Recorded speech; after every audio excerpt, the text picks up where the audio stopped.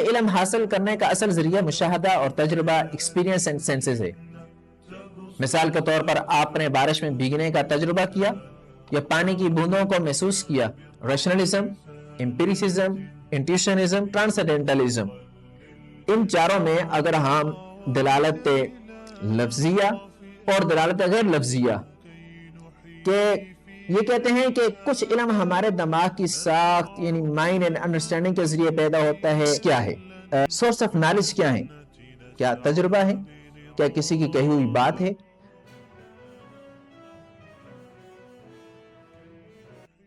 بسم اللہ الرحمن الرحیم۔ محترم حاضرین و سامعین، آپ کو تفہیمینو کے پلیٹ فارم میں خوش آمدید کہتے ہیں۔ تفہیم فلسفہ جدید کے سلسلے میں آج ہماری یہ غالباً تیسری نشست ہے جس میں ہم فلسفی کی برانچز کو ڈسکس کر رہے ہیں۔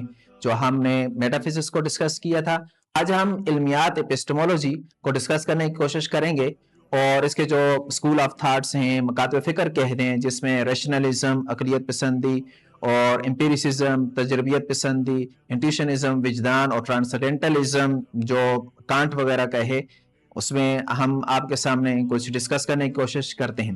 اس کو آپ ایک آسان مثال سے سمجھیں کہ فرض کریں کہ آپ صبح اٹھتے ہیں اور کھڑکی سے باہر آپ نے دیکھا کہ باہر جو ہے وہ قطرے نظر آ رہے ہیں، روڈ گیلا ہے، راستے پہ پانی کے اثرات ہیں اور پتوں پہ پانی کے قطرے ہیں، تو فوراً آپ کے ذہن میں یہ ایک بات آ جائے گی کہ ہو سکتا ہے کہ رات کسی پہر بارش ہوئی ہو۔ اب آپ نے اپنی آنکھوں سے دیکھا، حواس سے محسوس کیا اور عقل سے ایک نتیجہ نکال لیا، وہ یہ کہ رات کی کسی پہر بارش ہوئی ہے۔ لیکن آپ کا دوست آپ کو ملتا ہے اور وہ کہتا ہے کہ نہیں، رات کو بارش نہیں ہوئی۔ اب آپ کس بات پہ یقین کریں گے؟ اپنے دوست کی بات پر، یا اپنی عقل پر، یا اپنے تجربات پر، یا ہوا سے جو آپ نے محسوس کیا ہے اس پہ آپ یقین کریں گے؟ تو اب یہاں پہ آ کر کنفلکٹ پیدا ہو جاتا ہے کہ علم کو حاصل کرنے کا اصل سورس کیا ہے؟ سورس آف نالج کیا ہے؟ کیا تجربہ ہے؟ کیا کسی کی کہی ہوئی بات ہے؟ کیا مشاہدہ ہے؟ یا ہمارے جو حواس خمسہ ہیں، اس سے ہم جو محسوس کرتے ہیں، دیکھتے ہیں، وہ چیز ہے؟ یہی لمحہ ہمیں علمیات ایپسٹمولوجی کی طرف لے کر جاتا ہے، جس میں عموماً یہ 3 سوالات ہوتے ہیں کہ ہم کیا جانتے ہیں، ہم اپنے علم پر کیسے یقین کر سکتے ہیں، اور ہم کیسے جانتے ہیں۔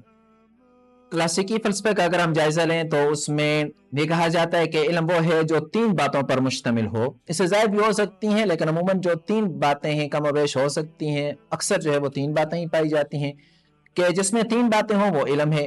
پہلے کہ سچ، ٹروتھ، بلیف، یقین، اور تیسرا جواز یعنی کہ جسٹیفیکیشن، کہ جس میں یہ 3 باتیں پائی جائیں گی اسے ہم علم کہیں گے۔ یعنی صرف یقین کرنا کافی نہیں، صرف مشاہدہ کافی نہیں، بلکہ ایک ہمارے پاس ٹھوس وجہ ہونی چاہیے اور ہمارے پاس ایک مضبوط دلیل ہونی چاہیے۔ پلیٹو کے بارے میں کہا جاتا ہے کہ وہ کہتے تھے کہ ٹرو جسٹیفائیڈ نالج یہ ہونا چاہیے۔ مثال کے طور پر اگر آپ نے پانی دیکھا اور محسوس کیا کہ زمین گیلی ہے تو آپ نے بلیف یقین بنا لیا، اگر واقعی بارش ہوئی ہے تو یہ ٹروتھ سچائی ہے، اور اگر آپ کے پاس جسٹیفیکیشن جواز ہے کہ بارش کے آثار زمین پر نظر آ رہے ہیں اور موسمیاتی رپورٹ بھی اس کی تصدیق کرتی ہے، تو آپ کا یقین علم نالج میں تبدیل ہو جاتا ہے۔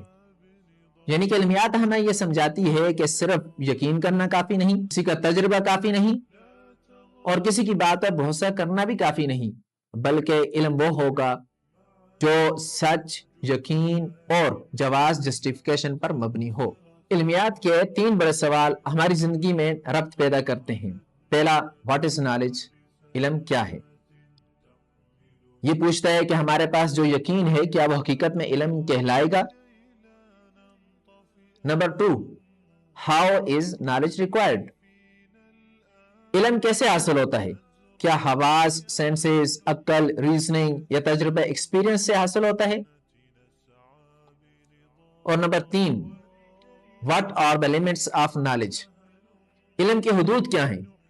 کیا ہم سب کچھ جان سکتے ہیں یا کچھ چیزیں ہمیشہ ہمارے علم سے باہر رہیں گی؟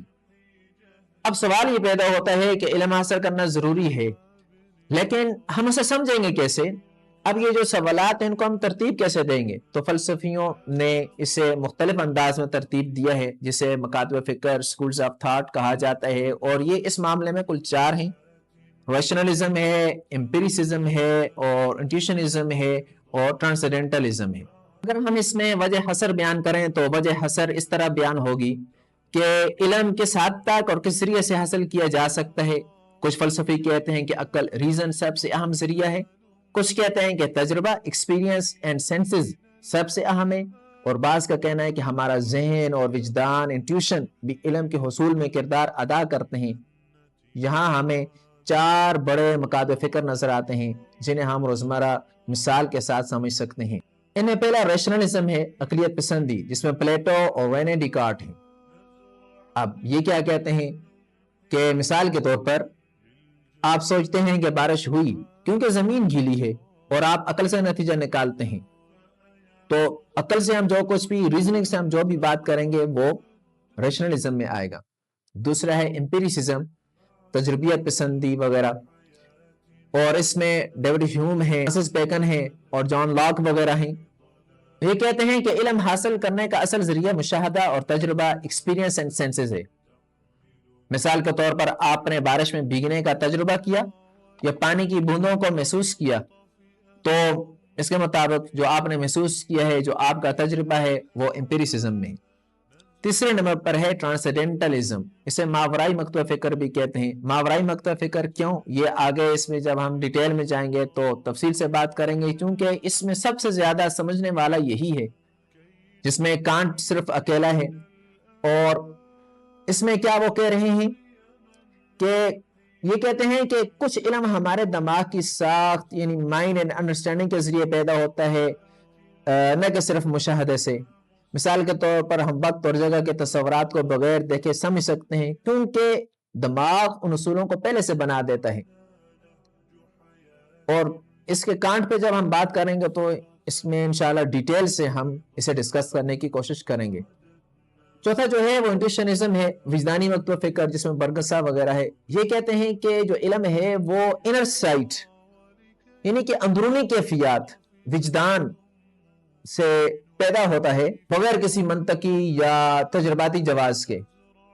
اگر ہم اپنے منطقی جو کلاسیکل بکس ہیں، جو کلاسیکل ہمارے منطق ہے، لاجک ہے، جس میں دلالت لفظیہ اور دلالت غیر لفظیہ کا جائزہ لیں اور پھر ان کو ان مکاتب فکر میں رکھیں، ریشنلزم، امپیریسزم، انٹیوشنزم، ٹرانسڈینٹلزم، ان چاروں میں اگر ہم دلالت لفظیہ اور دلالت غیر لفظیہ کو ایک سٹرکچر بنائیں ان چاروں کے اندر، تو محسوس یہ ہوتا ہے کہ یہ جو ہمارے منطق میں دلالت لفظیاں ہیں، دلالت غیر لفظیاں ہیں، وہ عقلیت پسندی، ریشنلزم اور انٹیوشنزم، اور پھر اس کے بعد امپیریسزم، ٹرانسڈینٹلزم کے ساتھ کسی نہ کسی حد تک لنک ضرور ربط پیدا ہو رہا ہے۔ تو امید ہے آج آپ سمجھ گئے ہوں گے کہ امپیریسزم کیا ہے، علمیات کیا ہے، علم کے بارے میں سوال ہے، علم کیا ہے، علم پیدا کیسے ہوتا ہے، اور ہم اس کی جسٹیفیکیشن کیسے کریں گے۔ اور پھر اس کے بارے میں فلسفیوں نے جو آپ نے اسکول آف تھاٹ بنائے کہ عقلیت پسندی ہے، عقلیت پسندی جو علم ہو جو عقل میں آئے گا، اور پھر ڈیوڈ ہیوم وغیرہ نے جو امپیریسزم، تجربیت پسندی، فرانسس بیکن ہے وہ تجربے اور مشاہدے کا کہتے ہیں کہ علم وہ ہے جو تجربے اور مشاہدے سے آئے۔ کانٹ کہتے ہیں نہیں، ٹرانسڈینٹلزم کے ذریعے جو آئے گا وہ علم ہوگا۔ اور پھر بعض کہتے ہیں کہ وجدان، انٹیوشنزم، برکسا وغیرہ کے وجدان کے ذریعے آئے گا۔ امید ہے آپ اسے کسی حد تک سمجھ گئے ہوں گے۔ ملتے ہیں اگلی نشست میں، جس میں ہم نیکسٹ برانچ آف فلسفی کو ڈسکس کرنے کی کوشش کریں گے۔ تب تک فی امان اللہ۔